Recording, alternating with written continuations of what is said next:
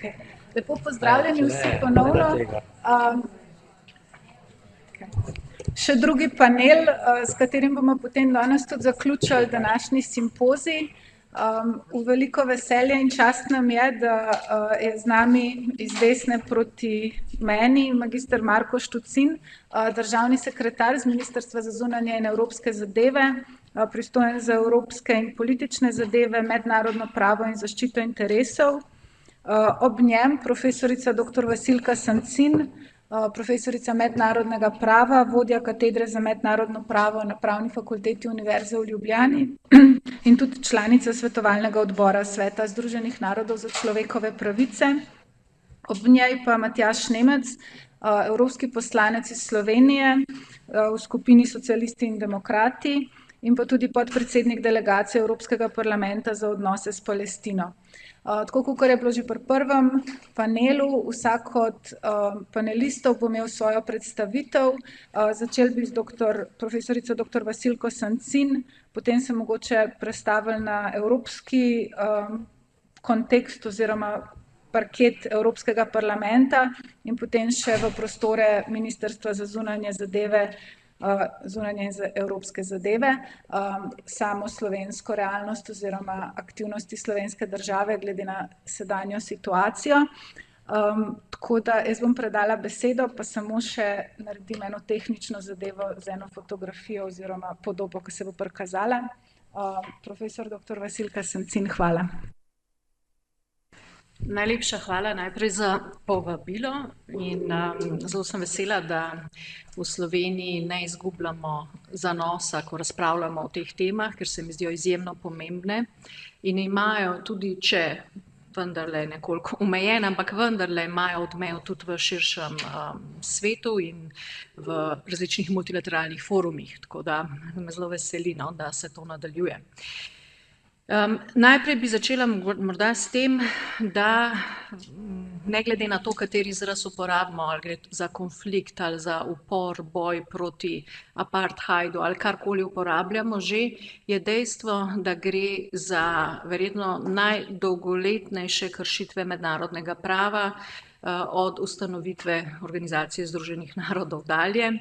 Gre za situacijo, ki je pravzaprav na dnevnem redu različnih organov Organizacije združenih narodov od njene ustanovitve naprej, vključno z seveda tudi tistimi organi, ki odločajo o kršitvah mednarodnega prava, ne samo o političnih vprašanjih, in vsi organi konsistentno, kar se tega tiče, ponavljajo, da prihaja do številnih kršitev, od pravice do samoodločbe do številnih drugih političnih, državljanskih, ekonomskih, socialnih, kulturnih pravic, pravic otrok, pravic žensk, če želite, pravic oseb z invalidnostmi in tako naprej. In pa seveda v primeru posameznih epizod, kjer pride do eskalacije in potem oboroženih spopadov, tudi do hudih kršitev mednarodnega humanitarnega prava. Kršitev, ki jih lahko kvalificiramo tudi kot vojna hudodelstva, določene kršitve človekovih pravic in humanitarnega prava, bi rekla tudi hudodelstva zoper človečnost, in kot veste, teče pred Meddržavnim sodiščem v Haagu tudi postopek, v katerem se dokazuje, da je Izrael vpleten v genocidno politiko proti palestinskemu prebivalstvu. In dejstvo, da Meddržavno sodišče v tem postopku je izdalo začasne ukrepe, dokazuje to, da so na prvi pogled prima facie podani zadostni razlogi, da gre lahko v taki situaciji za genocid, ki ga je treba preprečevati. To omenjam zato, ker je to res en tak šolski primer številnih možnih različnih kršitev mednarodnega prava, ki pa jih mednarodna skupnost v tem širšem smislu večina držav obsoja, vendar se zelo malo zgodi, zelo malo se spremeni, zelo malo je nekih konkretnih ukrepov, tudi zato, ker je Varnostni svet glede tega vprašanja blokiran. Varnostni svet Organizacije združenih narodov je pa blokiran, ker imajo tam stalne članice pravico veta in verjetno več kot zgolj ena stalna članica ni pripravljena sprejeti kakršnekoli odločitve, ki bi naložila neke prisilne ukrepe proti državi kršiteljici. No in tale slika sem prosila Kristina, če jo da gor, zaradi tega, ker te zeleno obarvane, zelen del sveta so države, ki so priznale Palestino. Priznanje države pomeni, da priznavaš, da obstaja torej politična tvorba, ki ji priznavaš državnost. Se pravi, gre za subjekt v mednarodnem pravu, ki ima svoje pravice in obveznosti. In kot vidite, 146 držav, zdaj po tem zadnjem valu še priznan, meni, da obstaja država Palestina. In zato, kot sem že prej rekla, menim, da je to je dejstvo, to je dejstvo, ki obstaja v mednarodni politiki, v mednarodnih odnosih, je to dejstvo zelo težko zanemariti, ko govorimo o neki rešitvi v prihodnosti na tem območju, da bi zdaj vse te države rekle, jo se nismo čisto mislili, da priznamo državo, bomo zdaj od tega odstopili, bomo najdeli neko drugo rešitev. Jaz mislim, da tako veliko število priznanj strani držav je kar precej en stabilen element v teh diskurzu. In zato se mi zdi, da je rešitev, to mi niti ni všeč ta izraz rešitev, ampak da je nekako dejstvo, da bo na koncu prišlo do 2 držav, zelo verjetno. In da seveda bo pa pogoj za to, da pride do take situacije, to, da se uresniči tudi ta pravica palestinskega naroda do samoodločbe, ker bo moral palestinski narod sprejeti kakršnokoli rešitev bo mednarodna skupnost dogovorila.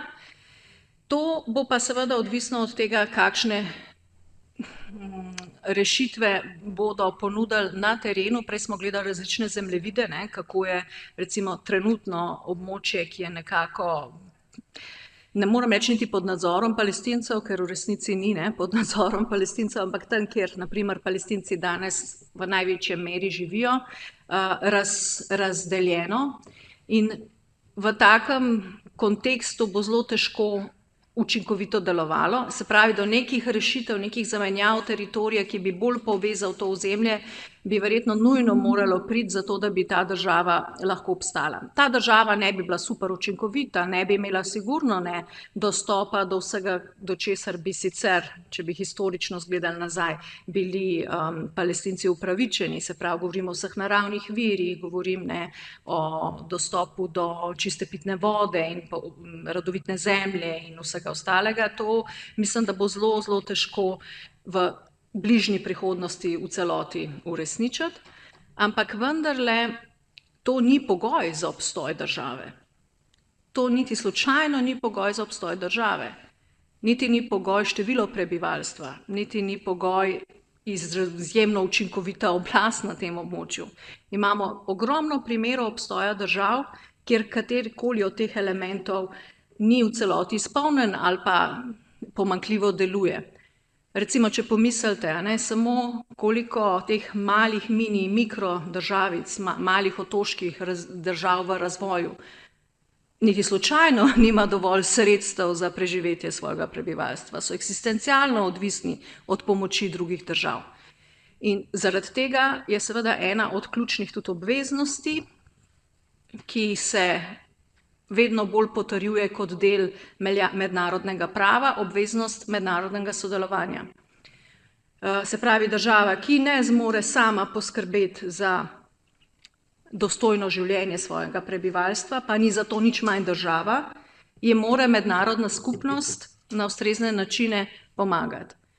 In to vedno bolj postaja relevantno v kontekstu podnebnih sprememb. Mnoge države izgubljajo dela ozemlja zaradi dvigovanja morske gladine, morajo preseljevati prebivalstva in podobno. In ključno v tem kontekstu je obveznost drugih držav, da ustrezno pomoč takim državam nudijo. No in seveda, čeprav je tukaj popolnoma drugačna situacija, seveda podnebne spremembe prizadanejo tudi Palestino, absolutno, in še poslabšujejo razmere, ki jih povzročajo oboroženi konflikti. Ampak vendarle, to, da ne bi imelo dostopa do vseh naravnih virov, do pomembnih ekonomskih zmožnosti za preživetje, ne ovira v ničemer obstoja samostojne države. No, in tukaj se mi zdi pomembno, da potem, ko je Meddržavno sodišče v letošnjem letu izdalo zdaj že to svoje drugo svetovalno mnenje, ne, prvo je že kar nekaj let, 20 let pred tem, in pozvalo zopet Izrael, da preneha z svojo okupacijo in da se popolnoma umakne iz zasedenega ozemlja po letu 67 in da poskrbi za uresničitev vseh človekovih pravic palestinskega prebivalstva, se dejansko spet velika večina držav, pa še večja kot ta večina držav, ki so priznale Palestino, redno še v resolucijah Generalne skupščine, sklicujoč se na to svetovalno mnenje, poziva Izrael k umiku vseh naseljencev iz zasedenih območij. Ali je to realno izpeljati in kako bi se to izpeljalo, to je potem drugo vprašanje. Ampak dejstvo je, da se gradi ta sentiment, zdaj zelo izrecno, zdajle decembra je bila sprejeta resolucija z zelo malo glasovi proti in vzdržanim, izjemno malo, vse ostale države pozivajo Izrael k umiku vseh naseljencev iz zasedenih ozemelj. Vemo, da smo trenutno v neki krizi multilateralizma, bi jaz rekla, in da mnogo obveznosti, ki jih države imajo po mednarodnem pravu, so nesporne in izhajajo iz ustanovne listine Združenih narodov, niso v celoti izpolnjene ali pa so celo drastično kršene po različnih koncih sveta, ampak vseeno prevladuje vsaj ta nek sentiment ali pa neka podpora dejstvu, da na tem območju, kjer živi palestinsko prebivalstvo, ima to palestinsko prebivalstvo pravico do svoje neodvisne, samostojne države seveda, zdaj pa to odvisno, kaj kdo jemlje kot izhodišče, vsaj v mejah po letu 67. Se pravi, po tej zeleni črti, ki ste jo prej videli na zemljevidih, ki je bila označena po tisti določitvi. In nisem naivna v tem smislu, da mislim, da se bo to zgodilo jutri, ampak občutek pa imam, da vzdrževanje takih napetosti, kot zdaj vladajo v tej regiji, ni v interesu velesil, ki so sicer podpornice izraelske oblasti. Menim, da vsi majhni koraki, ki opozarjajo na nezakonitost ravnanj izraelske oblasti oziroma celo jo obtožujejo vpletenosti v najhujša mednarodna grozodejstva.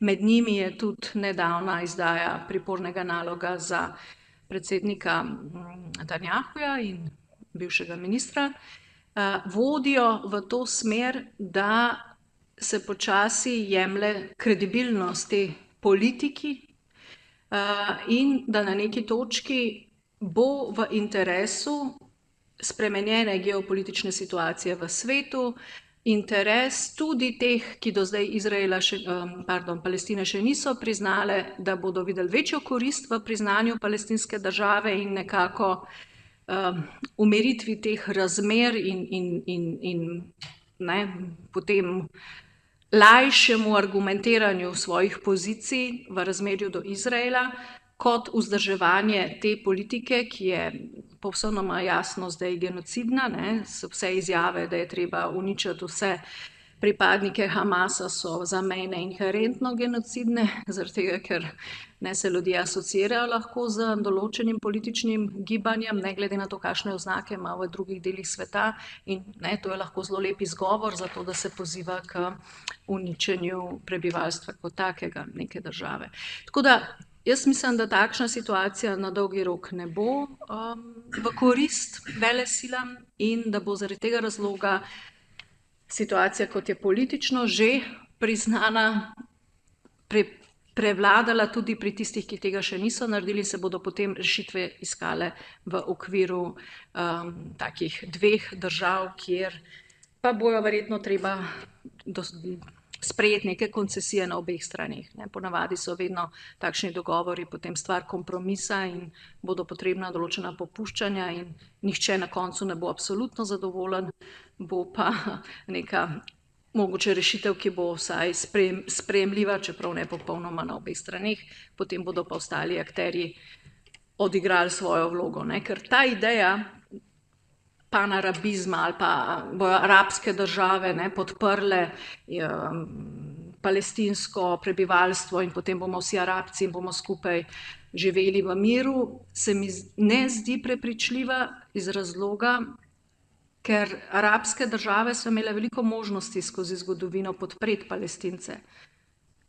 Tudi leta 1948, ko je prišlo do Nakbe, pa jih pač niso, niti nikoli kasneje, niti danes v vseh pogajanjih.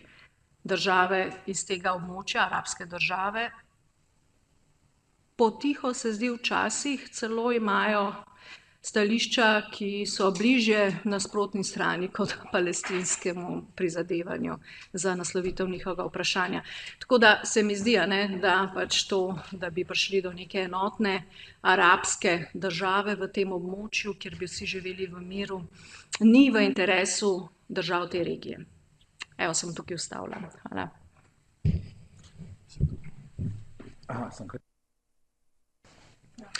Dobar dan, lep pozdrav in hvala, ker ste prišli in hvala, ker se zanimate za to temo. To ni tema, ki se tiče samo arabskega sveta ali pa velikih akterjev v tem na novo risanem zemljevidu, ki se pojavlja, ampak se tiče tudi nas, neposredno, našega življenja. Se zdi, da to je tema, ki Slovenijo ali pa Slovenke in Slovence zelo bremeni iz večjih razlogov.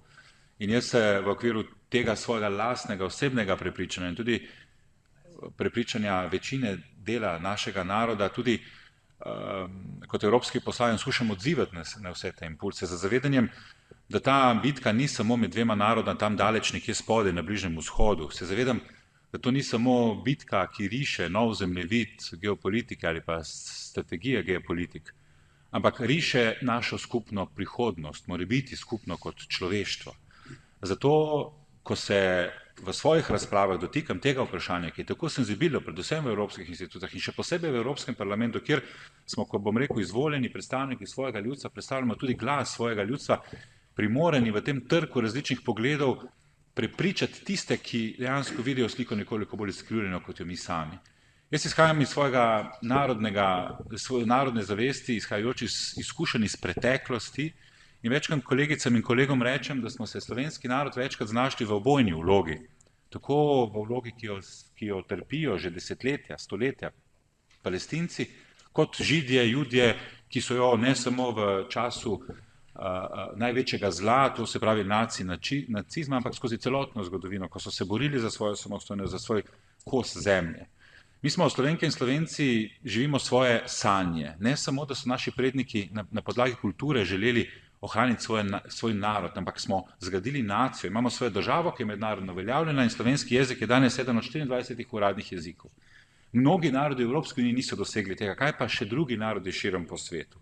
Tisto, kar je garant, da je človeku človek danes, ni, da se moramo opredeliti med Palestinci ali pa Izraelom. Mi se moramo opredeliti zgolj samo za krepitev in ohranitev mednarodnih inštitucij, za ohranitev in krepitev mednarodnega prava, kajti le to je bilo zgrajeno na podlagi mnogih žrtev po drugi svetovni vojni.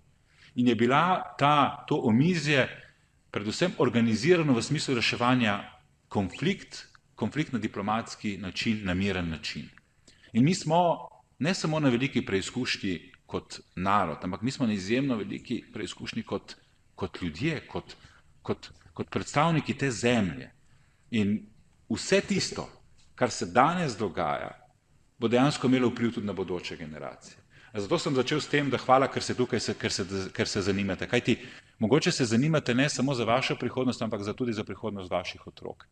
Bom skušal čisto plastično orisati, kako hitro se odvijajo stvari v Evropi, ki velja za najbolj demokratičen del tega globalnega sveta. Pred 20 leti v Avstriji je zmagala sila, ki jim rečemo svobodnjaki. Takrat je Evropska unija pred 20 leti uporabila vse vzgibe, tudi za tako imenovanim 7. členom, zato da bi določene nacionalistične, populistične politike omejevala, ki so nekoliko odmaknjene od tisto, kar so prave evropske vrednote, oziroma vrednote, ki so bile odgovor na konflikt skozi stoletja na tem kontinentu. In sicer na način, da Evropo kot takšno ohranimo. 20 let, v 20 letih je politika, ki je bila obljubljena ob rob, postala mainstream v Evropski uniji. Danes tista politika, ki pred 20 leti je bila deležna zaprtih vrat, je postala tretja politična sila v Evropskem parlamentu v Patriotih in četrta politična skupina v ICR-ju. To se je zgodilo v 20 letih. In bitko, ki jo danes bijemo, je zato, da bi preprečili nadaljevanje tovrstnih politik, ki so razdiralne in tu ne gre samo napad enega naroda na drugim, ampak gre za napad na mednarodne institucije, kot so Združeni narodi. Paradoksalno, ravno tista institucija, ki je omogočila predvsem Izraelu, da je v bistvu nastal. Torej, moje vprašanje za vas je, kakšen svet oziroma Evropo lahko pričakujemo v 20 letih, če bomo padli na tem izpitu, ki ga zdaj borimo. In naslednje vprašanje, zelo provokativno, kdaj smo mi na vrsti? Kdaj smo mi na vrsti? Poznamo, kakšen je bil seznam nacifašističnega režima. Začenši z Judi. Slovani nismo bili daleč od tam. Imate politične sile v Evropi, ki ob padcu Kijeva bojo zahtevali ozemlje v Ukrajini. Ko se ta igra začne igrati, ko bo nek Madžar rekel, da je Rijeka včasih bila Madžarska, ko bo en Italijan nekoč rekel, da je Piran bil italijanski, se potem celotna schema miru, spoštovanja mednarodne, katero smo zgradili v zadnjih 80 letih, poruši. In zato je ta bitka zelo pomembna za nas kot manjši narod, ki stavi na moč argumentov, ne pa na argumentu moči, kar lahko počnejo močnejši in večji narodi. Zato je za nas vprašanje eksistence, ne samo eksistence nekega naroda, ki trpi 80 let in več na nekem teritoriju, vemo, da konfliktov danes je 50 globalnih, ampak govorimo o naši eksistenci v bodoče s takim tempom, kot se zadeve odvijajo. Zato se mi zdi zelo pomembno, da smo ozaveščeni, da se brigamo za tisto, kar se zdi mogoče nekje tam oddaljena problematika, ampak izkušnja iz leta 15-16 nas uči, da ima neposredno vpliv lahko na naše življenje. Ne samo skozi sankcije, skozi nižjo kakovost življenja, ampak tudi se spomnite reko ljudi, ki je obubožena prehodila pot iz Bližnjega vzhoda, iz Severne Afrike in iz ogroženih območij, zato ker so si iskali boljše življenje v Evropski uniji. Torej, odločitve, ki se sprejemajo danes, bojo odigrale ključno vlogo za ne samo za kakovostno življenje, ampak za sam obstoj. Da ne bom toliko dramatičen, bom skušal mogoče v tem drugem delu svoje in potem pričakujem vaše vprašanja, mogoče bom s tem odzval mogoče še več zanimanja z vaše strani za odgovarjanje na vaše vprašanje, še ta čisto plastični operativni del kot poslanec Evropskega parlamenta. Veste, da nas je 720, mi delujemo na različnih področjih, imamo delegacije, ki pokrivajo odnose z nekaterimi državami. Mi imamo delegacijo za odnose s Palestino, ki ima rednih 18 članov iz 6 političnih skupin, kar je precej.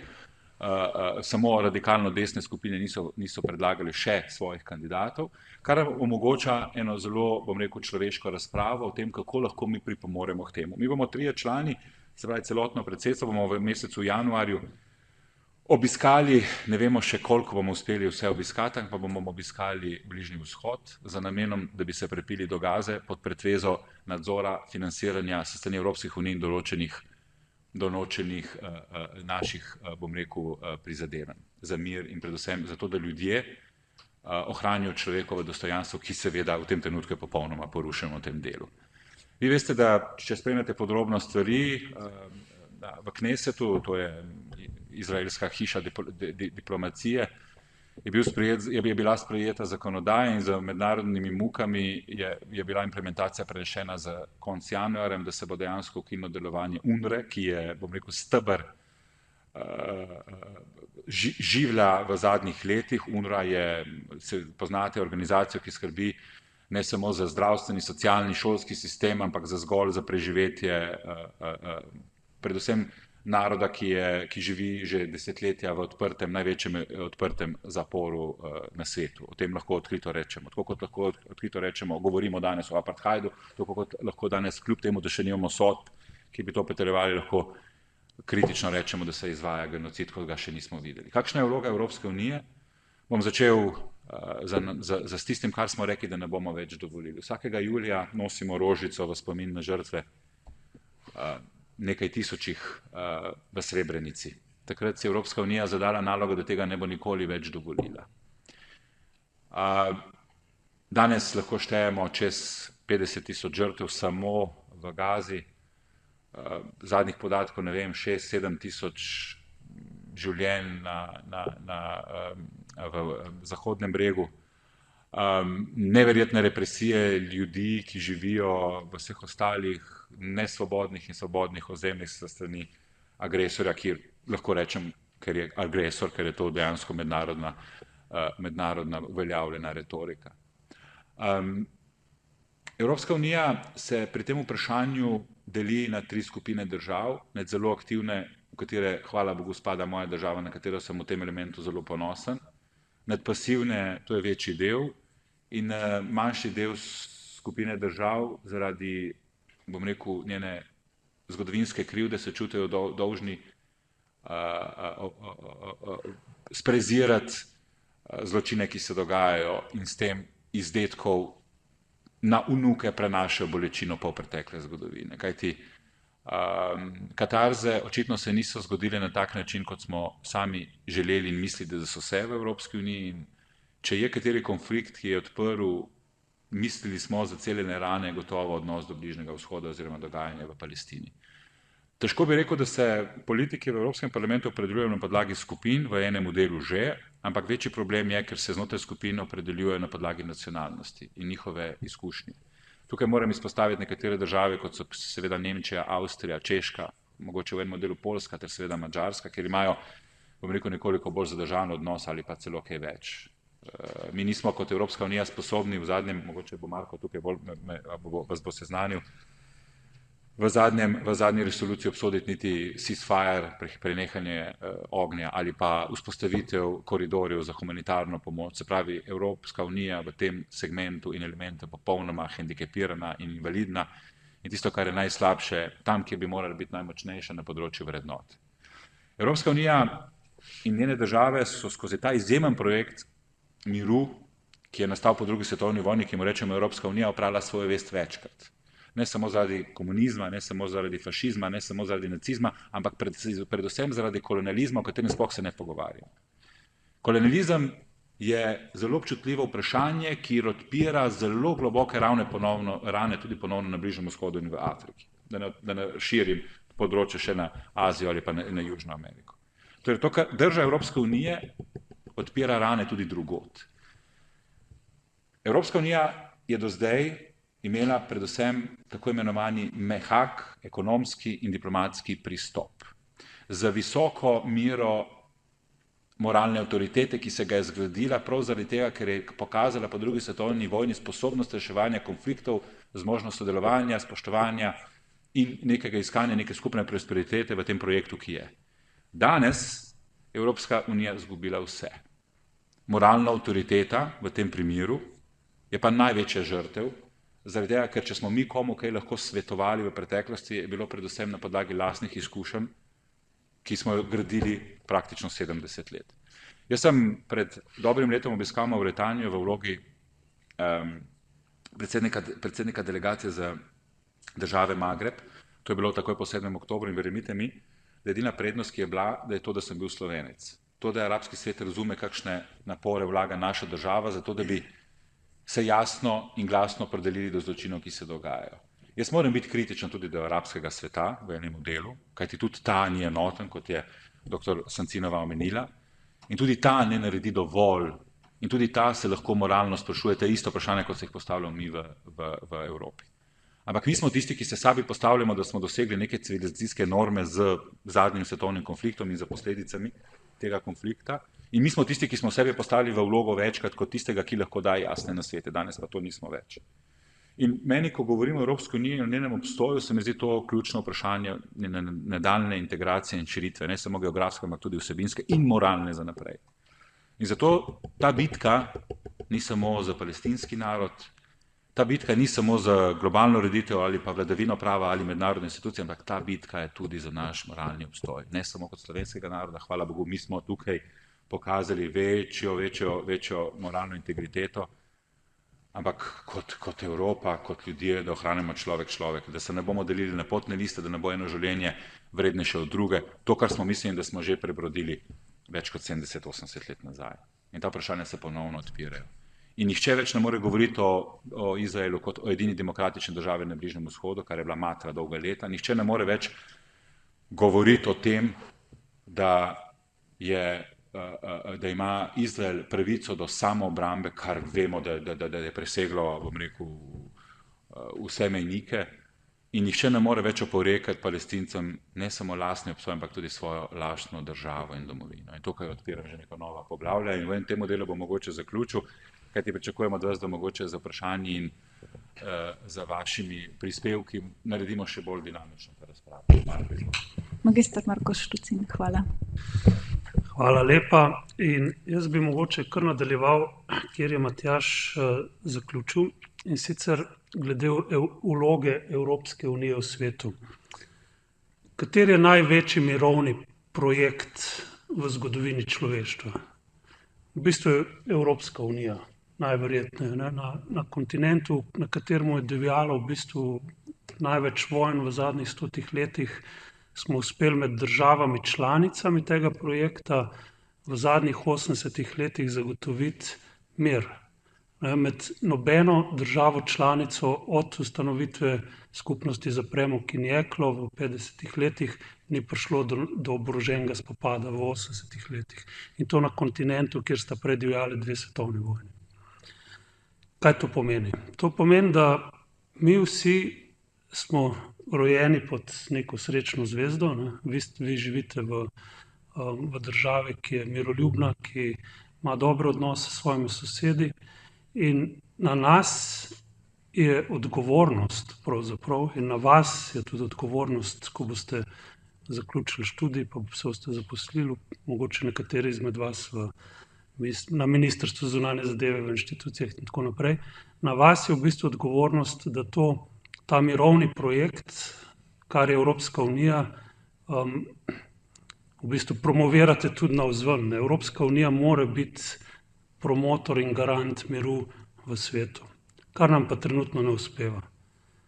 Jaz bi si upal reči, da smo diplomacije v zadnjih 10, 15, 20 letih popolnoma zatajile.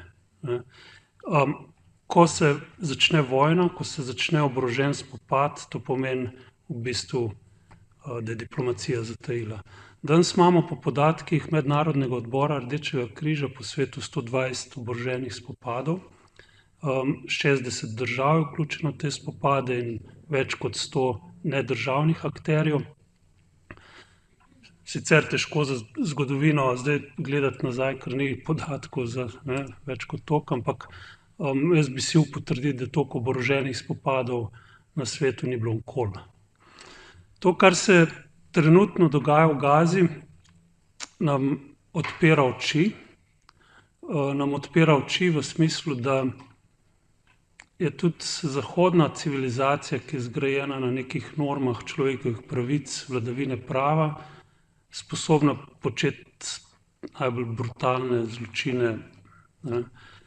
In rekel sem, odpira oči, zaradi tega, ker se to seveda dogaja od vedno. To ni nekaj novega. Številne vojne so, številni konflikti, ki grejo mimo nas. Zdaj je Sirija spet v centru pozornosti.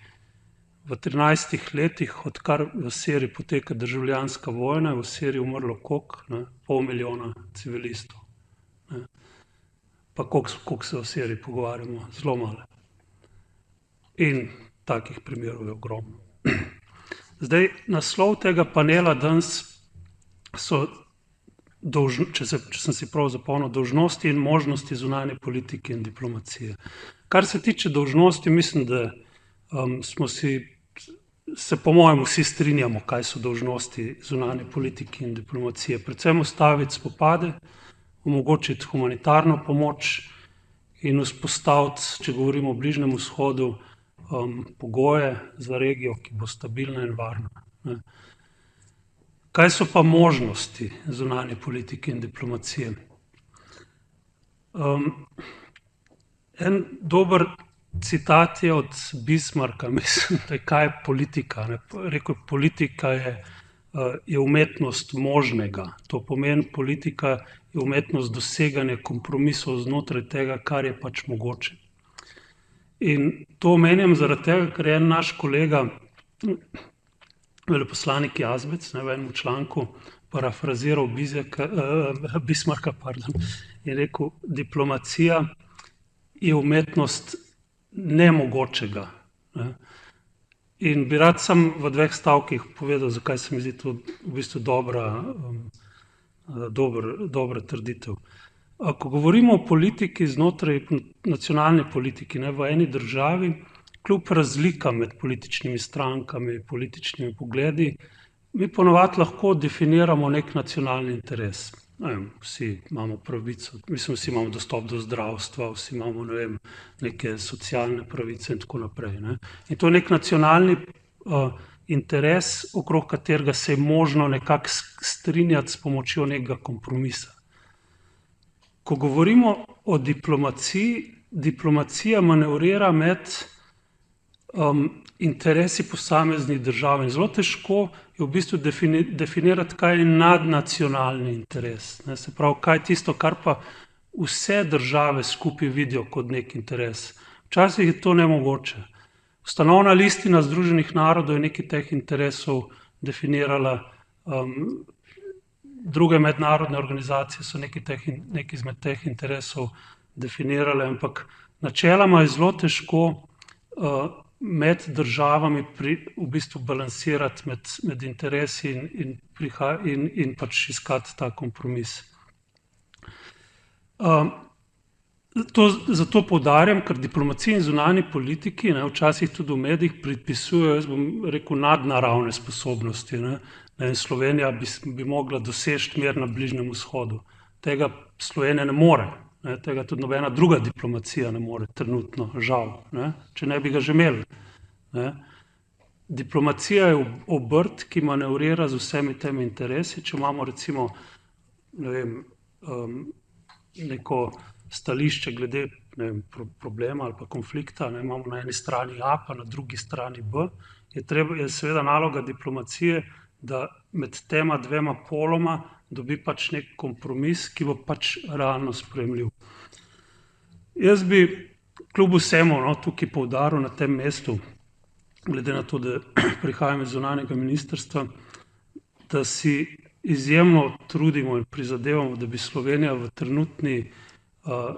trenutnih razmerah na Bližnjem vzhodu, pa ne samo na Bližnjem vzhodu, ampak dobro, danes je to tema, igrala eno konstruktivno vlogo in bila glasna pri zagovarjanju temeljnih načel človekovih pravic, vladavine prava. Tako bilateralno v pogovorih z ostalimi državami, kot v vseh forumih, kjer sodelujemo. Kot veste, je Slovenija članica Evropske unije, mednarodnih organizacij, letos in v prihodnjem letu tudi članica Varnostnega sveta. In jaz sem ponosen na svoje kolege, tudi v New Yorku, morate vedeti, to je ena zelo majhna ekipa večinoma mladih kolegov, ki v bistvu v neki tej diplomatski borbi z velikimi misijami v New Yorku v bistvu zelo pogosto dosežejo premike ali pa tista stališča, ki so potem tudi in so potem slišali. Zdaj, kot najbrž veste, si tudi predstavljate, je Varnostni svet v tem trenutku žal zelo paraliziran. Sploh stalne članice praktično glede vsakega predloga podajo veto, ali ena ali druga. Vendarle slovenska diplomacija v tem trenutku skuša in si prizadevam, bo še naprej to počela, dobiti nek krog zavezništva tistih držav, podobno mislečih, ki pa kljub vsemu lahko kot ena skupina stvari premikajo na bolje. Slovenija, poleg tega, da je aktivna na političnem področju, v zadnjem letu izjemno povečala tudi humanitarno pomoč Palestini. Več milijonov evrov smo namenili delovanju mednarodnim organizacijam in agencijam, kot je UNRWA, recimo Svetovni program za hrano, Mednarodni odbor Rdečega križa. V Sloveniji že 15 let poteka rehabilitacija palestinskih otrok. Zdaj smo imeli mislim, da v oktobru spet skupino 10 otrok. Moramo povedati, da je to izjemno težak projekt, v katerega so vključenih več držav. Glede varnostnega sveta sem približno povedal, kaj počnemo. Bi pa samo mogoče še za konec poudaril naše aktivnosti glede mednarodnih sodišč, ICJ, ICC in drugih.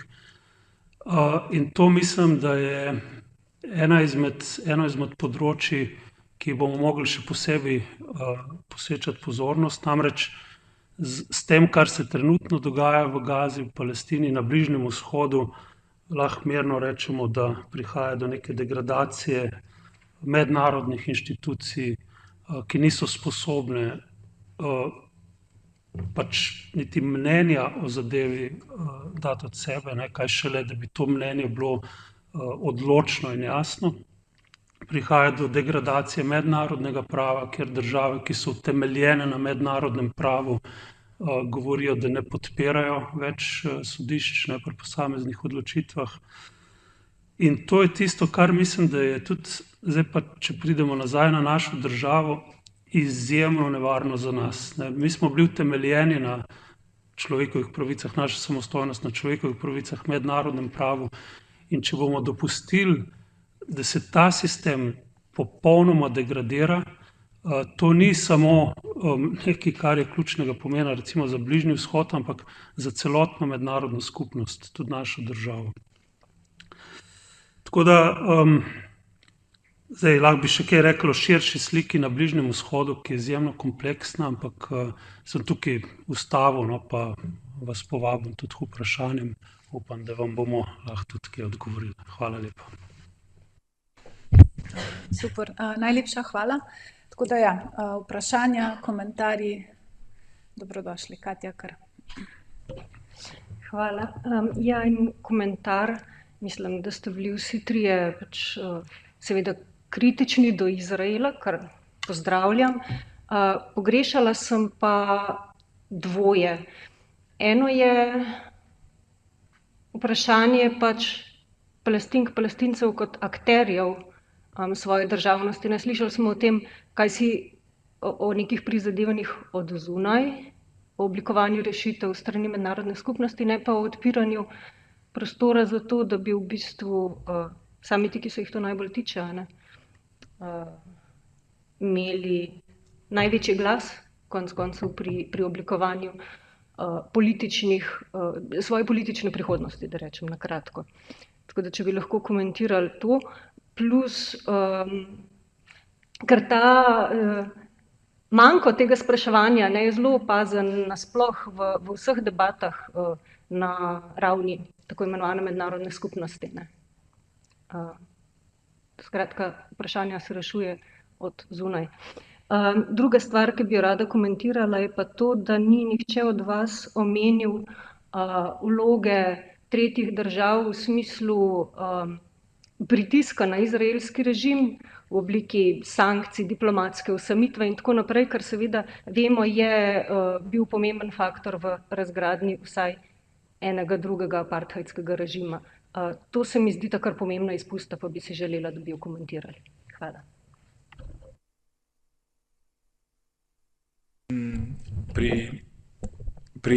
Iz vidika Evropskega parlamenta, evropskih institucij preseneča dejstvo, da vsaka država dojema to vprašanje na način, kot ga mediji predstavijo javnosti. Vam dam en tak primer. Na Slovaškem se sploh ne poroča o dogajanju na Bližnjem vzhodu oziroma konkretno v Gazi. Nimajo tovrstnih razprav, mogoče na strokovni javni in v času učnega procesa še, ampak v širši javnosti tega ni. Se pravi, senzibilnost do tega vprašanja je zelo vprašljiva od države do države. Palestinci in njihov narod imajo seveda omejene možnosti. Najbolj zanimiva teza, ki se je pojavila v Evropskem parlamentu, je, da po 7. oktobru, da ne bi bili Palestinci bolj spretni v komunikaciji kot Izraelci, kajti vsaka zdrava pamet bi vedela, ker kolikor površno razumeš mednarodne aktivnosti ene in druge države, razumeš, da nima tega kapitala ali pa potencijala, da bi lahko Izraelci pisali zgodbo, ampak Palestinci pisali zgodbo, ampak Palestinci lahko samo odreagirajo. Mi za palestinskimi predstavniki, to so ti formalni v okviru misije oziroma veleposlaništva, NGO-jev, predstavnikov združenj palestinsko-izraelskih organizacij, sodelujemo praktično na dnevni bazi. Ne samo s Palestinci, ampak tudi z Izraelci, kar se mi zdi ključno.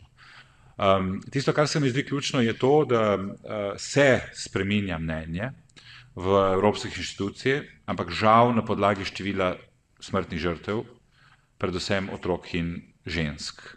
To je zame iz vidika človeškosti nedopustno.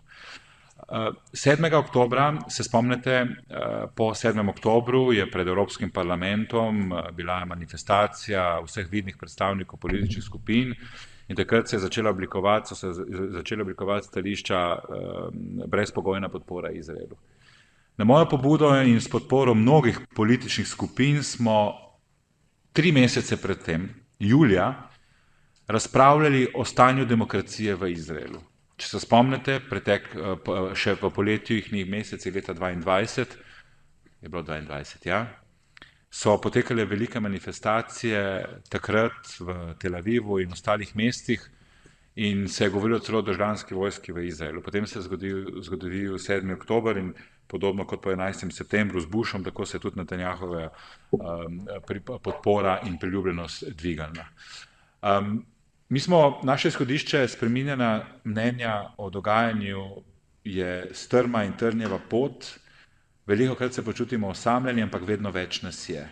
Vse je prepozno, vse bi se moralo dogajati že pred včerajšnjim, ampak zdi se, da vsaj kar se tiče parlamenta, da smo uspeli ta preobrat narediti. Tisto, kar je zaskrbljujoče v tem trenutku in to ustvarja tudi nezmožnost sprejemanja odločitev, predvsem svet. Svet, veste, da predvsem predsedniki vlade in njihovi zunanji ministri se opredeljujejo do teh vprašanj. To je tista inštitucija, ki je v tem trenutku najmanj prijazna. Zdaj bom pa šel na osebno. Kar se tiče reševanja teh problemov, imamo še eno smolo, da imamo nepravo osebo z popolno empatijo do teh vprašanj, ne samo do tega, v vlogi predsednice komisije. In to je zame zelo problematično. Ne samo zaradi njenega backgrounda, ampak prav zaradi njenega backgrounda bi morala delovati v skladu z našimi vrednotami. Ne vem, če sem odgovoril. Za pomanjkanje empatije, ja.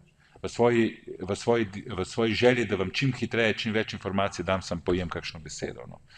Petek je, ampak upam, da sem vsaj delno odgovoril, vem, da ne v celoti, ampak v bistvu to vprašanje je kompleksno za tiste, ki ga ne razumejo. Za nas, ki ga skušamo razumeti, je predvsem nerazumljivo to, da se ne razume, kot to počno naši kolegi. In to me včasih žalosti. In še zadnji stavek, če smo se kdaj spraševali, jaz sem Primorc, mi smo se veliko v družini o tem spraševali, kako je možno se pojavil fašizem, nacizem, kje so bili intelektualci 20-30 letih prejšnjega stoletja in smo se spraševali, kako je možno, da kot družba smo dovolili pred 180 leti, da so se zgodile prva in druga svetovna vojna. Jaz se bolj čudim, kako je možno, da se to dogaja danes, z vsemi dostopnosti do informacij, ki jih imamo, kako lahko danes po vseh teh izkušnjah, s informacijami, ki jih imamo, smo taki hipokrati, kako se reče po slovensko, ne morem najti besede, hinavci do teh vprašanj. Če lahko bi jaz na vaše 2 vprašanji, na drugo bi sam na hitro rekel, da si Slovenija znotraj Evropske unije precej prizadeva do tega, da bi prišlo do jasnih ukrepov proti tistim, ki so odgovorni za posamezne dejanja v Izraelu. Seveda pa so to evropske sankcije, evropski ukrepi, kjer je pač potrebno doseči soglasje. Bi pa glede vašega prvega vprašanja, sprav kako poslušamo glas Palestincev, tudi kako se jih upošteva, bi izkoristil, če mi moderatorka ne zameri, to priložnost, vidim naš predstavnik iz Ramale, se nam je pridružil, Vojko Kuzma, direkt iz Palestine, pa bi mogoče tebi dal besedo na to vprašanje, če ne zameriš, pa mogoče se lahko samo sedeš, da še pred mikrofonom. No, medtem pa, ko se na to čaka, bi pa jaz želela poudariti, da se je prižgano. Da mogoče sem šla prehitro mimo, ampak en moj glavni poudarek, če ste zasledila, je bil na pravici do samoodločbe. In pravica do samoodločbe je kolektivna pravica naroda in samo narod sam lahko odloča o svoji usodi. Ne? Tako da to sem jaz izpostavila kot eden od glavnih elementov bodoče situacije na tem območju. In pri tem seveda bo treba vprašati ne samo eno frakcijo, ki bomo rekli predstavlja del naroda, ampak resnično doseči na kakšen način, morda z referendumom, morda na kakšen koli način bo sprejemljiv za ta narod, neko širše strinjanje o tem, v kakšnem okviru želijo živeti v nadaljevanju. Tako da pravica do samoodločbe se mi zdi temeljna postulat za neko rešitev, ki bi lahko bila mirna in trajna. Kar se pa drugega dela vašega vprašanja tiče, so pa neposredni pa posredni načini pritiskov držav. In recimo meni se zdi v tem zdajšnjem kontekstu zelo pomembno, da je Slovenija zelo jasno povedala, da bo spoštovala odločitev Mednarodnega kazenskega sodišča glede pripornega naloga. Tega marsikatera druga država ni bila sposobna. Recimo v Franciji slišite, da ker Izrael ni pogodbenica Rimskega statuta, morda pa še vedno veljajo imunitete po običajnem mednarodnem pravu in da se pojavlja zahtevna pravna vprašanja glede tega, kako bi izvršili tak priporni nalog. Slovenija je bila tukaj zelo jasna. Odločitve Mednarodnega kazenskega sodišča je pač treba spoštovati. In v tem kontekstu se mi zdi tudi zelo pomembno, kljub temu, da niso vse te mnenja, resolucije in priporočila, ki jih dajo različni organi Združenih narodov, v praksi popolnoma ali pa nekatere sploh ne implementirane, se mi zdijo vendarle pomembne, zato ker izhajajo iz mednarodnega prava. In mednarodno pravo mora prevladati nad katerokoli nacionalno odločitvijo. In to je v bistvu predpogoj za obstoj našega trenutno obstoječega sistema, neke tudi kolektivne varnosti. In zato recimo se mi zdi tudi zdaj pomembno v tej situaciji, kjer so v Izraelu po njihovi zakonodaji sprejeli neke zanimive odločitve glede možnosti delovanja, naprimer UNRWA, da se že v Združenih narodih pogovarja o sprejemu nove resolucije Generalne skupščine, ki bo Meddržavno sodišče v Hagu pozvala k novemu svetovalnemu mnenju glede skladnosti takšne odločitve z obstoječim mednarodnim pravom. Se pravi, tukaj se mi zdi zelo pomembno, da države tudi sodelujejo, da večina držav podpira to, da se zoperstavljajo spornim nacionalnim odločitvam. Aktivno vključena tudi v to pobudo. No, tako. Evo, zdaj pa dam besedo naprej. A lahko jaz sem tukaj uskočam, ampak a ni to zavlačevanje v resnici? Mislim, na terenu, kot veste, se tako ali tako ne bo nič zgodilo, če ne bo prišlo do dodatnih pritiskov. Ampak teren mogoče so lahko ravno to, kar je bilo v vprašanju izpostavljeno, recimo sankcije, v bistvu prekinitev diplomatskih odnosov. Zdi se, da Meddržavno sodišče oziroma pač ustanovna listina Združenih narodov je dosti jasna, ravno kar je bilo rečeno, mednarodno pravo mora predvladati nad nacionalnim pravom. Zdaj, če se vsakič znova sprašuje sodišče še enkrat, za še nekaj mesecev odločanja o tem, da še enkrat potrdijo, da je to nezakonito. Ne še enkrat o isti stvari. Tukaj gre za drugo stvar. Gre za konkretno zakonodajo, ki je bila sprejeta zdaj v Izraelu. Ja, ampak zdi se, da gre za zelo majhne. Mislim tako, da vseeno je tisto, ki mora potem tudi v bistvu odločati in ugotoviti, recimo tudi, da Izrael ne spoštuje začasnih ukrepov Meddržavnega sodišča. V bistvu dolžnost je tukaj Varnostnega sveta, potem potencialno Generalne skupščine, kakorkoli, in tega ne vidimo. Ves čas se prelaga to na Meddržavno sodišče, ki pa je zelo jasno. Ne, se ne strinjam, zaradi tega, ker vsem je povsem jasno, kaj je treba narediti, ampak politika držav v Varnostnem svetu, govorim o nekaterih stalnih članicah, je taka, da pač tega ne naredijo. Zdaj pravite prekinitev diplomatskih stikov. Tukaj so zelo tesne povezave. Prekinitev stikov z eno državo pomeni tudi poslabšanje ali pa mogoče celo še kakšne druge posledice za državami, ki stojijo za to državo. Jaz si težko predstavljam, katera evropska država si upa odrezati kakršnokoli povezavo z ZDA. Samo, če mi dovolite, a niso tu že potem mali izgovori? to, da zaradi tega ne moremo, prekiniti Ne, se pravi, katera država na evropskem prostoru si lahko privošči, da nima več stikov z Združenimi državami Amerike. Mi smo male države, vendarle smo male države in delimo vrednote sicer, torej vladavina prava, demokracija, človekove pravice z državo, ki sem jo ravno kar omenila, z drugimi ne, verjetno ne s Kitajsko. Kot kaže, zdaj imamo tudi težave z Rusko federacijo in tako naprej. A veste, kaj hočem reči? Treba je gledati v širšem kontekstu, ne samo neposredno v bilateralnem odnosu z. Ja, kar jaz slišim je, da delimo vrednote samo dokler nam te vrednote ne postanejo ovira. Lahko jaz? To se bo resnično pokazalo, če ne bomo implementirali odločitev sodišča in to je dejansko resnična grožnja. Zato je treba se boriti za to. Jaz čutim v Sloveniji nekoliko drugačen odnos do ravnanja naše države in verjemite mi, da tudi jaz bi želel drugačno ravnanje, kolikor bi imela sploh naša država potencijala ali pa možnosti narediti kaj več. V tujini smo videni kot progresivci v tem modelu in zelo pogumni, doma seveda vsakič znova in to je tudi prav, da smo kritični, zato ker je treba seveda terjati še več in ukrepov. Ampak vseeno, mi kar počnemo, moramo predvsem vedeti, da imamo skupino enako ali pa podobnih mislečih skupin, ker tem nam daje našim ravnanjem tudi neko legitimnost. Ne smemo biti več naivni. Ta svet ne temelji samo na mednarodnem pravu, ampak je treba samo ohraniti čim večji vpliv tega. Prosim? Nikoli ni, vem. Ampak v bistvu ne smemo biti naivni pri temu, da če bomo mi šli do konca, da se bo kaj spremenilo. Mi lahko prekinemo stike z Izraelci, lahko odženemo kogarkoli iz diplomatskih krogov iz Slovenije, ampak Palestince nam bo zaradi tega nič lažje.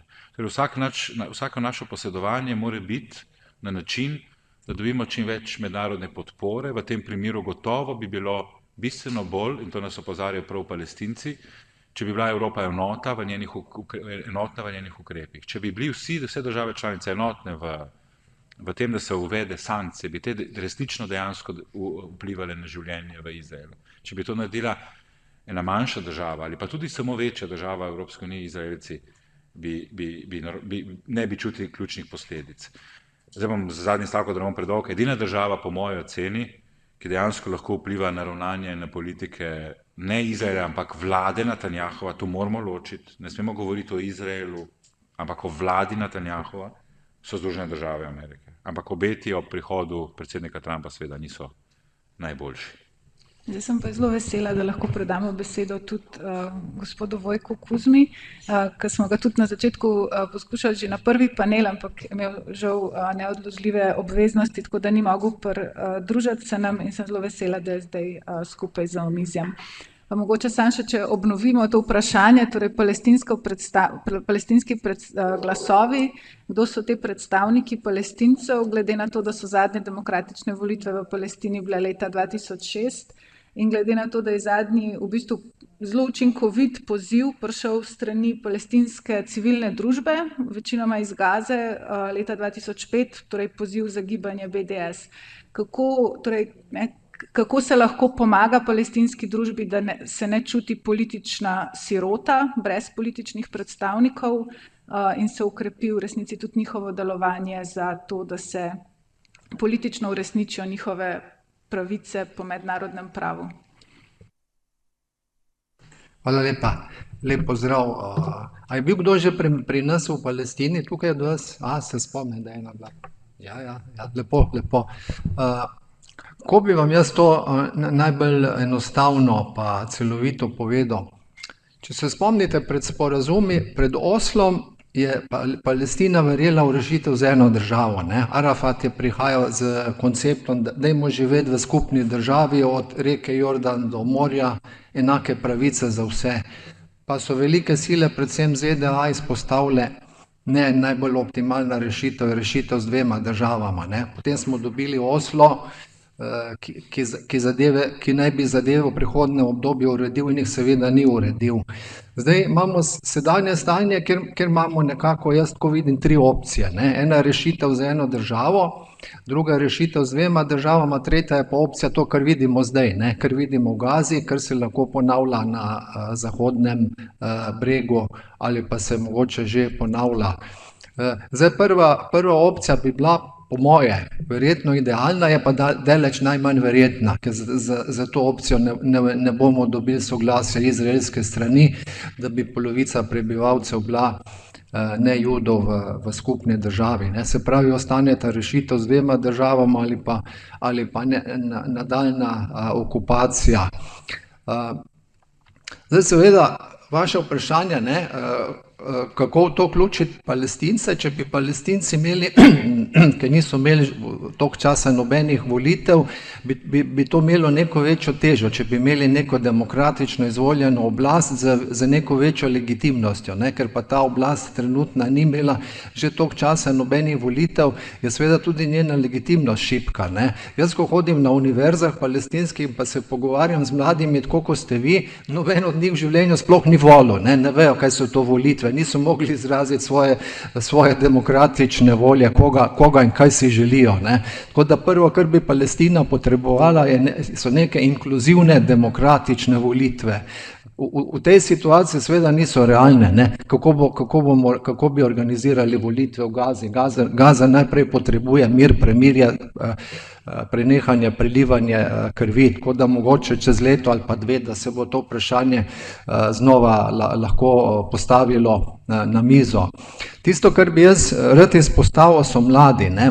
Imamo zelo veliko mladih iz Slovenije, ki se samo organizirajo in pridejo v Palestino v okviru različnih nevladnih organizacij, znajo pridobiti evropska sredstva, tako da to je čist od spodaj navzgor, ne rabijo nobene podpore, nobenega žegna, pa kar pridejo, pa sodelujejo.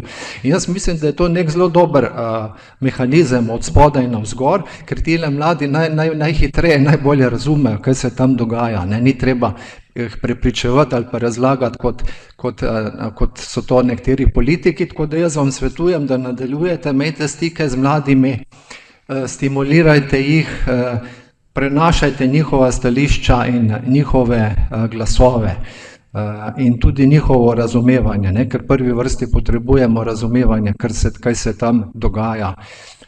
Da pa Palestinci tudi niso najbolje organizirani v Bruslju, ne, to pa tudi vemo, ne, v teh mehanizmih, kjer bi lahko delovali in bi lahko bolj izkoristili te mehanizme.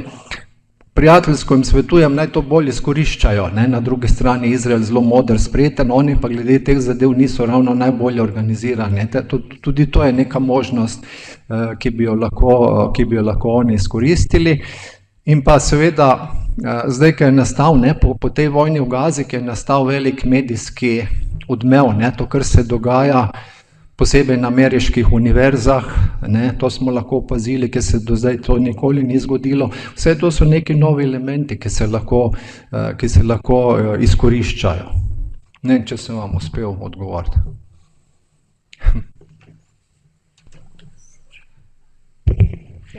Še kakšno vprašanje? Jaz imam v bistvu en komentar, ne toliko na gospoda Kuzma, ampak še bolj prej pa na splošno. Mi v Evropi zelo zahodno gledamo na svet, ne, na Bližnji vzhod in tudi, se to je že profesor Štrbenc prej rekel, da lahko teoretično, da bo ustanovljena neka država, ki bo pač kot palestinska država, ki bo imela neke elemente, ki bo lahko pač zgledala kot država, ampak dolgoročno bo to prineslo samo še več kaosa, ne. Pač to ni, mislim, mi se delamo, da razumemo, ampak pač arabski svet je toliko drugačen in to ne bo pač, to ni rešitev, ni, da bo tam ena državica, ki bo imela recimo, ne vem, v Ramali ali pa v Abu Disu nekje prestolnico, pa bo imeli nek kvazi parlament, pa pač Palestinci s tem ne bojo nikoli zadovoljni in Arabci se s tem nikoli ne bojo zadovoljili, ne. Tako da tu, mislim, jaz nimam rešitve, ne, ampak jaz bi samo rada pač komentirala, da bo nekoč neka država, to ne bo prineslo miru. Če ne bo tam mir povsod, oziroma če ne bo zagotovljena varnost in za Izraelce in za Palestince na nek način, tam miru ne bo. Pač zato jaz garantiram, pač to, s tem, kar sem jaz doživela. Zdaj, ena stvar pa še je, ki bi jo jaz rada rekla, ja, razumem, da Evropska unija mora mislim, da stvari grejo preko Evropske unije, da ena mala država, kot je Slovenija, ne more kaj dosti narediti, itak, ne. Ampak mi ne rabimo Evropske unije, da nam dovoli, da pokličemo veleposlanika na zagovor. Ne, mi lahko ne moremo, recimo prekinitev diplomatskih stikov. Razumem, kaj to vse potegne za sabo, ampak da mi nismo sposobni niti gospoda na Dunaj poklicati, pa reči, čakajte malo, kaj pa vi delate, ne? To pa se mi zdi, da je pa nekaj, kar bi pa mi lahko naredili. Se jaz razumem, da se dosti dogaja za tem, kar mi vemo, ampak vseeno pa se mi zdi, da bi se lahko marsikaj še dalo narediti. No. Hvala.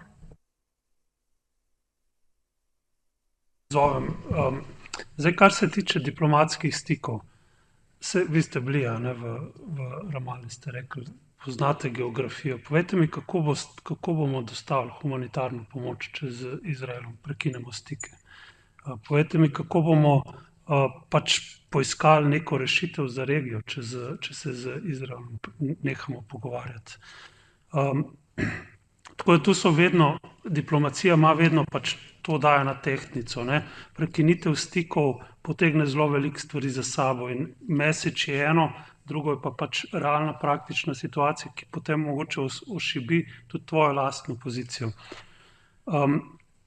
Izraelskega veleposlanika smo večkrat poklicali na zagovor. Tako da to ni res, tako da redno protestiramo pač bilateralno in tudi v vseh mednarodnih forumih. Jaz sem bil sam pred kratkim v Varnostnem svetu, pač se udeležil razprave o Palestini in verjemite mi, da zelo jasno povemo naša stališča. In verjemite mi, da žal smo eni redkih, ki jih tako jasno povemo, na žalost. Ja, jaz se moram pa na tisti prvi del odzvati in sicer danes ste tudi vi že sami v vašem panelu, ne, mislim, da si Primož ti to razlagal, ne. Problem v osnovi nazaj, če gledamo zgodovinsko, je bil, ker se ta palestinski mandat nikoli ni prelil v samostojno državo. Ostali pa so se, Jordanija in ostale države, ne. Tako da jaz se ne morem strinjati s tem, da ne more obstajati Palestina kot država, ker se je to uresničilo res da 80 let ali pa še več let nazaj, ne. Ampak se je uresničilo za ostale dele arabskega prebivalstva. Tako da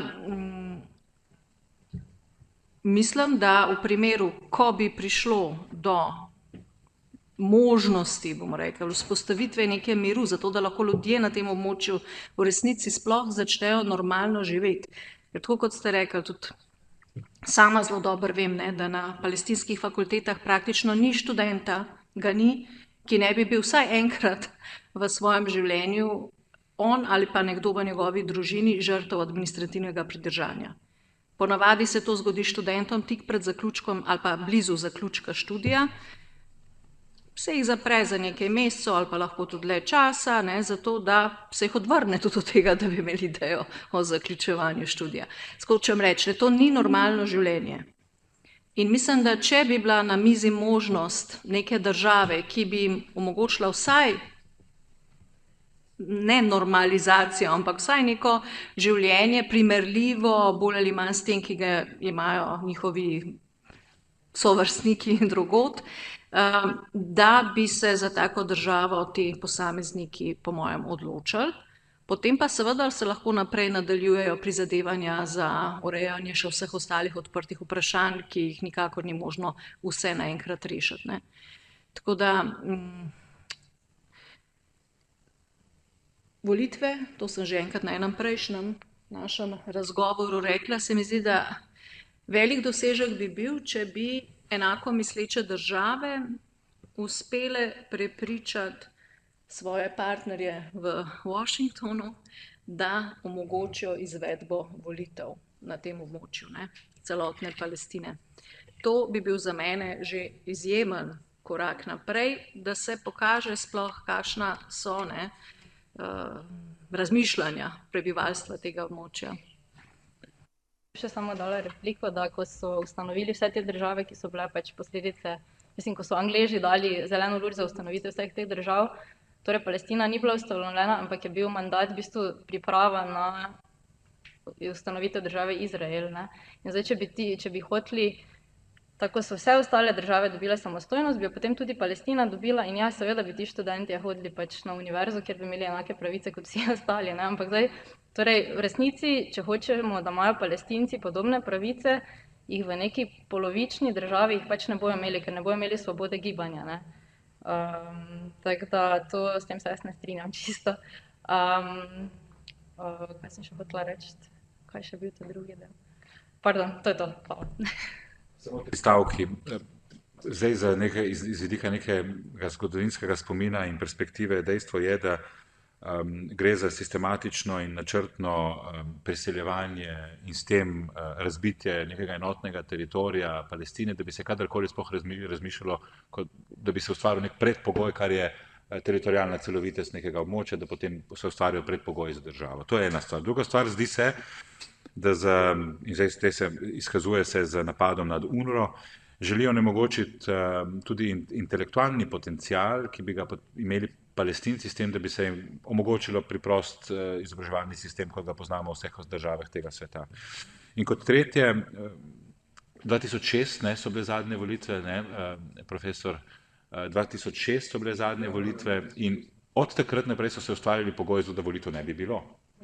Tako da delno je res reči, da tudi palestinska stran ni enotna, ampak so se ustvarjali pogoji za to, da bi bila neenotna in so se ustvarjali pogoji, da nikoli ne bi imeli volitev več. To so dejstva. O tem se ne moreš ti pripisovati izključno samo Palestincom, ampak gotovo, da so v takih situaciji, kot so tam za eno krepko pomočjo in načrtnim in sistematičnim delom. Večjih vlad, večjih generacij. Ne želim pripisati temu narodu, ampak politiki. Še ena stvar, pardon, še samo to. Kar se volitev tiče, ja, absolutno volitve, ampak če imaš ti 10 000 političnih zapornikov, Mustafa Barghouti, ki ga pač imajo za palestinskega Nelsona Mandela, on je že mislim, da več kot 30 let v zaporu, za njega imajo za potencialnega naslednjega voditelja Palestincev, on ima mislim, da 3 doživljenjske kazni. Pač, če so vsi ti ljudje, ki bi bili potencialni voditelji Palestine v zaporu, potem ne moreš, tudi če imaš volitve, te volitve nič ne pomenijo, tudi če bi jih lahko organiziral na Zahodnem bregu, v Jeruzalemu, v Gazi, ker nimaš koga voliti, zato ker so vsi ljudje v zaporu. Tako da... Ne bi najprej upozoril na to, da ni samo to problem, ampak to, da ni pravi zmagal na volitvah. Se pravi, Hamas je zmagal in tega se ni sprejelo, celo več spodbujal se je Fatah k državnemu udaru. In so ga res pripravili, zaradi tega je Hamas torej odreagiral vojaško v Gazi. Ampak eno vprašanje imam zate, Vasilka, kako se lahko zgodi, da 3 članice oziroma pogodbenice Rimskega statuta, Češka republika, Avstrija, Madžarska, tako frontalno napadajo nalog za aretacijo izdani iz strani torej mednarodnega kazenskega sodišča, češ mi tega ne priznavamo, kako je to sploh mogoče, tako agresivno držo, kljub temu, da si pogodbenik. Potem pa za ostala člana tudi gospod Kuzma je rekel, da Palestinci niso najboljši pri lobiranju. Po drugi strani vemo, da v Evropskem parlamentu, da je skupina European Friends of Israel, Evropski prijatelji Izraela, da je menda zelo učinkovita, zmeraj močnejša, da se zgleduje po AIPAC-u, torej po najmočnejšem proizraelskem lobiju v ZDA. Če sta sama, predvsem vi, gospod Nemec, kaj zaznala v tem smeru, ali res tako dobro delajo, torej te lobisti? In pa potem še eno vprašanje, namreč eni analitiki, ki analizirajo britansko politiko, dobro, Velika Britanija ni več članica Evropske unije, do izraelsko-palestinskega, torej te razmerja, če res ne uporabljamo besede konflikt, pravijo, da Velika Britanija bo toliko časa proizraelska, dokler bo tudi socialna situacija v Veliki Britaniji zaradi neoliberalnih politik tako zelo nepravična, da je to povezano. A lahko vsi skupaj malo razmišljamo v tej smeri, ali bi bila bolj pravična rešitev za Palestino bolj možna, če ne bi živeli v tako socialno nepravičnem sistemu, v tej neoliberalni torej dominaciji. Zdaj bom pa jaz tukaj sam posegla v to, ker mislim, da je ura čas tudi, da saj Gospod Matjaž Nemec bo mogel nas zapustiti, kar ne pomeni, da zaključujemo debato, ampak bi mogoče on najprej odgovoril, pa jaz upam, da imamo lahko še eno ali pa dve vprašanji. Jaz vidim Palestince ne tako nespretne, ampak manj samozavestne za razliko od Izraelcev v parlamentu. Zelo močan argument ali pa protiargument je gotovo, če se postaviš v dialog človek. Vkolikor želiš, se lahko sprenevedeš. Jaz sem recimo imel eno razpravo, eno izmenjavo mnenja z avstrijskim zunanjim ministrom, ko je dejal, da kako lahko po odločitvi sodišča zadnjega ACC-ja enačimo demokratično izvoljenega voditelja z teroristom. Jaz sem ga vprašal, kakšna je razlika med demokratičnim izvoljenim obsojencem zločinov in teroristom, ki je obsojen teroristov. Je treba predvsem razgaliti dejstva. Nekatere države so priznale predvsem tako Hezbolah kot Hamas kot teroristično organizacijo. Po drugi strani premalo se govori o dejstvu, in tukaj imam celo en citat, da v koalicijski pogodbi Izraela je zapisan cilj vzpostavitve judovske države na celotnem biblijskem ozemlju. To je v koalicijski pogodbi pisano. Torej, na teroristični organizaciji obsojamo to isto politično opredeljevanje, medtem ko vlade demokratično izvoljene, pa nam je to ok. Se pravi, izogniti se je potrebno dvojnim merilom. Izrael se mi zdi, da moj občutek je, ampak jaz sem pristranski, pri tem ima vedno manj vpliva na politiko. Vsaj v tem delu, da pred letom pa pol so bili določeni politiki zelo glasni, da so branili Izrael, danes so pa obmolkani. Zakaj je do tega prišlo? Zato, ker so se zgodili v državah članicah mladi in ozaveščeni. Toliko, ko boste vi pritiskali na vaše politike, se to lih ni primer za Slovenijo, ampak v ostalih državah tako se bo politika temu tudi prilagajala. Tako da je ta del, jaz vam govorim tudi osebno kot politik, ki se je že soočil tudi za tihimi opozorili in svojo moč črpam predvsem v podpori, ki jo dobim doma. Iskreno bom povedal, če imam jaz kot politik, pa ne zato, da bi mi vplivali na mojo politiko, ampak na moj pogum, na mojo predrznost vpliva to, da počnem nekaj, kar sam čutim v srcu, verjamem, ampak za sabo čutim tisoče ljudi, ki rečejo, pa glej, to, kar reče ta Nemec, ok, mogoče se v veliki večini strinjam in s tem me opolnomočite na nek način. In zato so vaše prizadevanja niso prezrta, ampak so mogoče celo ključna, da vplivate na odločevalce, da so glasni ali pa da omoknejo. Že to, da omoknejo, mogoče je velik cilj. Mogoče sem spustil kakšno vprašanje, oziroma nisem odgovoril na vse vprašanje, ampak se mi zdelo to v tem trenutku, da na podlagi teh vprašanj tudi to, da vam na nek način povem, da niste nepomembni in da če se prizadevate, lahko spremenite ali pa premikate celo gore. To se je v družbi vsaj zadnjih 100 letih mnogokrat že zgodilo, da imate predvsem mladi moč spreminjena družbeno-socialne slike. Je še kakšno vprašanje, na katero... Zdaj ne vem točno, ne malce praktično. Freedom Friends of Israel, koliko je ta ljubi močan? Jaz ga ne čutim. Do mene sicer so tudi Izraelci, tudi ambasador in tako naprej, mi normalno komuniciramo. Jaz sem jasno obrazložim svoje stališča in stališča svoje države in izkušam. In tudi se mi zdi, da so celo, ali pa vsaj diplomatsko so tako sprijeta, so celo razumljena na nek način. Jaz ne čutim. Čutim pa recimo v mesečnih razpravah, ko imamo o Izraelu, da se v razpravah vsaj bolj sliši jasno glas proti ravnanju Izraelu, kar v začetku ni bilo tako. Tako da to pa ja, če ne, moram reči, da ne vidim, je pa res, da to ni edini vzvod. Vzvodov imajo, Izrael ima kapacitete za marsikateri vzvod, o katerem sploh bož, da se ne pogovarjam.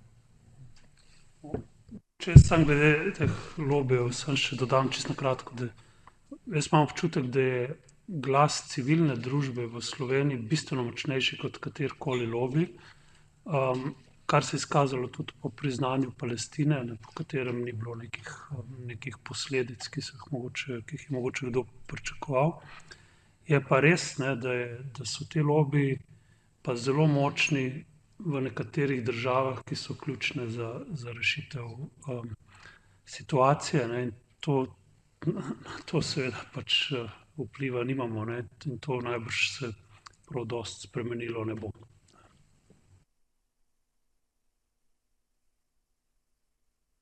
Bi še delil z vami, se opravičujem obema, sem pol pa res grem, moram iti iskati otroka v vrtec in tukaj pa ni rešitve.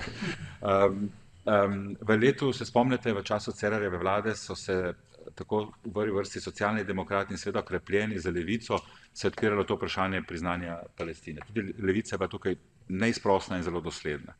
Takrat je bil zunanji minister Karel Erjavec. Takrat se je govorilo o tem, da bi Slovenija lahko naredila korak naprej skupaj z 2-3 državami Evropske unije, potem ko je Švedska dejansko tudi potrdila Palestino kot države. O vplivih Izraela. Mi smo takrat prihajali iz finančne krize, ki je začela od 2009 do 2015. Ni bil vpliv Izraela, je bil pa vpliv finančnega lobija. Takrat se je dejansko postavljalo vprašanje dostopnosti do finančnega kapitala se strani naše države. Tako močni so ti pritiski, ne bom rekel vlade Izraela, ne bom rekel države Izraela, ampak finančnih lobijev, ki so povezani ne vem s kom, ampak samo da orišem mogoče v enem delu, na kakšen način se uporablja orodje za to, da se vpliva na odločitev ali pa na neodločitev. Kajti tudi neodločitev ali pa neopredeljevanje je tudi del politike. Jaz vam želim ob praznikih vse dobro, dajte se boriti za tisto, kar verjamete v življenju, ne samo v Bližnjem vzhodu, ampak na splošno v vašem življenju. Srečno in hvala vsem, vsem dobro. Adijo.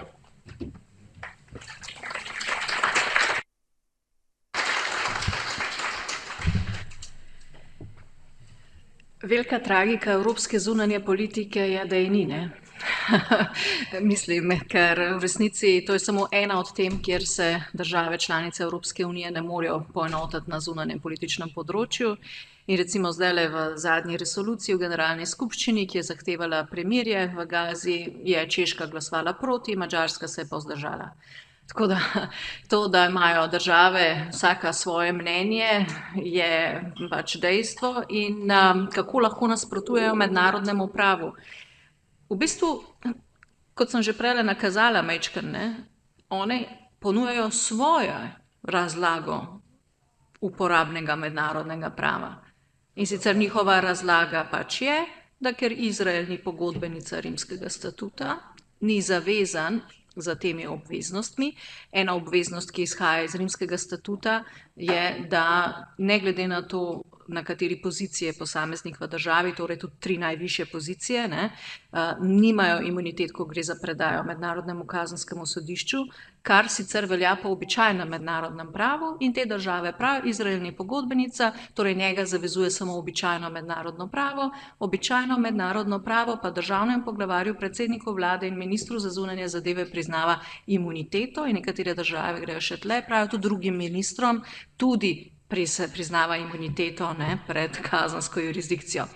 In spet, to ni prvič, ne, da poskušajo države razlagati mednarodno pravo na zanimive načine.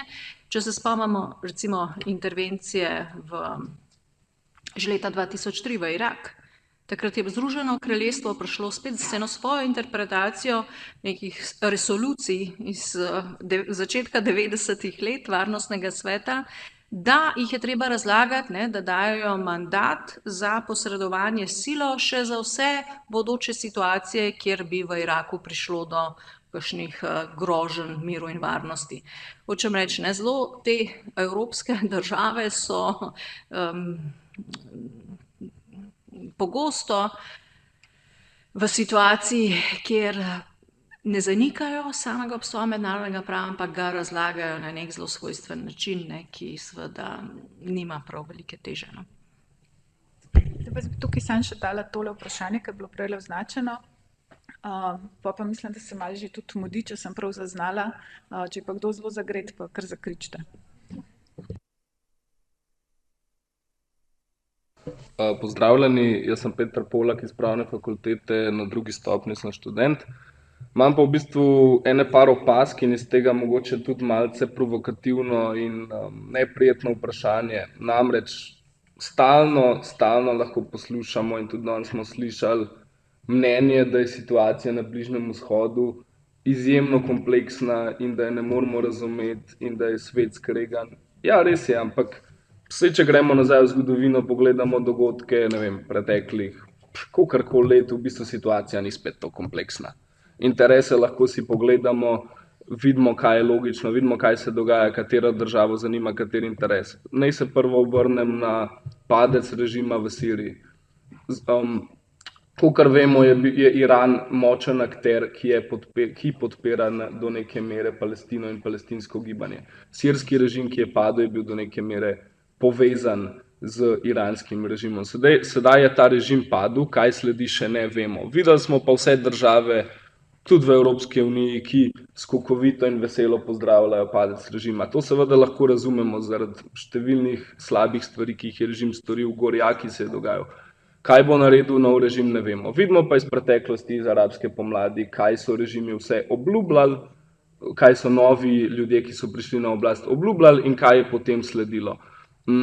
Na tej točki bom ta del pustil, zato ker se lahko samo stvar vsak sliko, kaj se bo zgodilo dalje. Ampak dejstvo je, da imamo v arabskem in perzijskem svetu notranji boj, ki je tudi verski in ideološki, šiiti, suniti, in tukaj so različni interesi. Iran kot zadnja trdnava šiitov je država, ki odkrito podpira Palestino.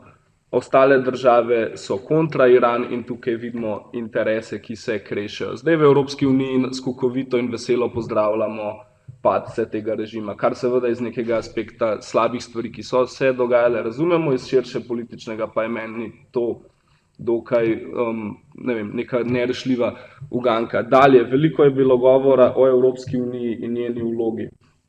Mene na tej točki zanima, v bistvu, a sploh imamo še to vero v Evropsko unijo, da lahko karkoli tukaj prispeva, če še na lastnem dvorišču nekako nismo sposobni urediti nekaterih zadev ali pa se izraziti. Govora je bilo, da v Siriji govorimo premalo. Ko govorimo še o nekaterih drugih temah, recimo letos je minila 50. obletnica okupacije Cipra, mogoče celo de facto priključitve severnega Cipra Turčiji, če pogledamo malce drugače. Med drugim veliko evropskih držav, držav Evropske unije je članic NATO. Članica NATO je tudi Turčija, ki je že večkrat grozila z uporabo sile, recimo proti Grčiji.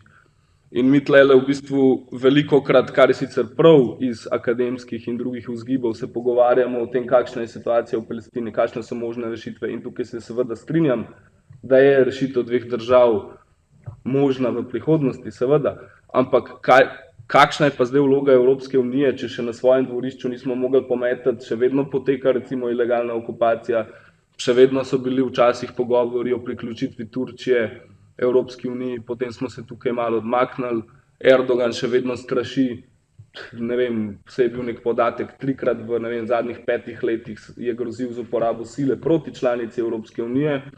Ne vem, mogoče je malo provokativno vprašanje, ampak zanima me, kakšno so vaša mnenja o tem. Ne, niso absolutno nič provokativna, dobro vprašanje so. Vprašanje, na katerih si tudi diplomacije postavljajo, o njih razpravljamo tudi v Bruslju. In moram reči, da se z vsemi temi tezami strinjam. Zdaj, kar se Bližnjega vzhoda tiče, pa Asada, recimo konkretno, bi jaz sam to rekel, zdaj zločini Asadovega režima so dokazljivi, jasni. Kot rečeno, približno 500 000 ljudi naj bi umrlo v 13 letih državljanske vojne v Siriji kot posledica Asadovega režima. Tako da jaz ne bi rekel, rajš pustimo Asada naprej, ker pač vemo, kaj to pomeni iz prakse iz zadnjih 13 let. Je pa res, da ne moramo vedeti, kdo bo za Asadom prišel. To pa dejstvo. Kar se Evropske unije tiče, ja, Evropska unija je 10 let nazaj dobila Nobelovo nagrado za mir, ampak ta Nobelova nagrada za mir je bila utemeljena predvsem na uspehu evropske integracije in temu, kar sem govoril na začetku. Od začetka evropske integracije med državami članicami evropskih integracij vlada mir, ne, ni oboroženih spopadov. Navzven je pa Evropska unija absolutno hendikepirana, ko pride do pač večjih in manjših konfliktov. Vi ste recimo Cipar omenili, ne, ampak če bliže, če gremo Zahodni Balkan, ne, kjer v bistvu imamo zatečeno stanje, ki ni dobro, ne, in do katerega okrog katerega Evropska unija še ni dobila neke celostne rešitve, ki bi omogočile Zahodnemu Balkanu, da se, ne vem, pridruži Evropski uniji, pa da se tam pač vzpostavi varno območje in primerljivo. Pač, to je sredi Evropske unije, Zahodni Balkan je obdan s članicami Evropske unije. Ne. Tako da ja, to so pravilna vprašanja. Jaz bi mogoče kot obrambo Evropski uniji poudaril to, da gre predvsem za skupni trg. Ne. Ideja Evropske unije je bila ekonomska ideja, omogočiti odpreti meje, omogočiti prost pretok blaga, ljudi, storitev. In to je tisto, kar še danes ključno jedro Evropske unije. Zdaj, delati si utvare, da bo EU nek globalni akter, in da bo imela enotno zunanjo politiko, jaz mislim, da je pač nerealno. Si pa moramo manjše države predvsem prizadevati, da bo ta zunanja politika Evropske unije, ne, če lahko tako sploh imenujemo, čim bolj enotna, oziroma da imamo vsaj približno jasne pozicije glede tistih najnižjih standardov, ne, ki bi jih mogle demokratične države zagovarjati. No. Jaz se tudi opravičujem, ker se mi mudi naprej. A lahko sem še eno minuto, pa da bomo ampak res zaključili? minuto. Ja.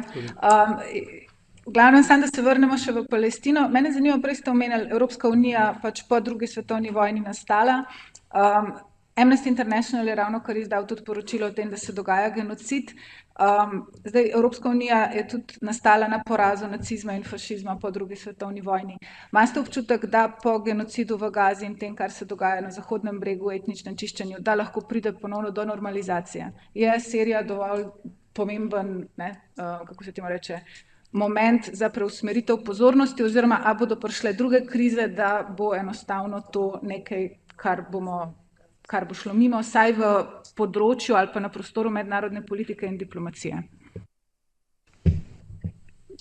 Mislim, če imamo občutek, ne vem, kako bi na to odgovoril, ampak bi predvsem odgovoril, da si upam in želim, ne, da bo do tega prišlo, ker če ne bi imeli pač kljub res grozni situacije, ne, ki se dogaja v regiji, kančka optimizma, potem lahko zapremo vrata vseh zunanjih ministrstev po svetu in drugih organizacij in pač pustimo neko tisto Hobbesovo stanje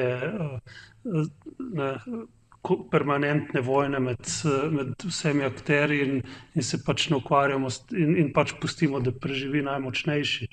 Jaz mislim, da je naša naloga ta, da vedno slabše gre mednarodnemu redu in mednarodni skupnosti, vedno bolj si moramo prizadevati, da mednarodni red, pravni red, mednarodna skupnost pač probamo spraviti na eno tako raven, ki bo omogočala neko dostojno, normalno življenje čim večjemu delu svetovne populacije. Ne.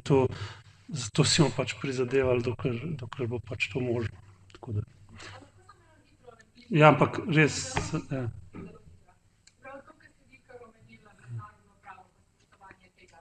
A se vam zdi, da Slovenija to lahko doseže na način, da ohranja diplomatske stike s fašisti, ki že desetletja ignorirajo mednarodno pravo? In če zdaj jaz ne razumem čisto iz tega panela, kaj je zdaj bolj res. A Slovenija nima vpliva in ne more nič narediti, ker večina vas poudarja vedno politikov, ali pač mislite, da ima nek potencial, pa mi pa mogoče lahko prepričamo mednarodne zločince, da nehajo izvajati sistematične kršitve človekovih pravic skozi ohranjanje nekega dialoga, da Slovenija to lahko narediti. Ali pa pač tretji scenarij, da se to je spet eden izmed argumentov, ki se uporablja enkrat en vidik, drug vidik z neiskrenimi nameni. Če imate predlog, vas takoj vzamemo v službo. Tako da.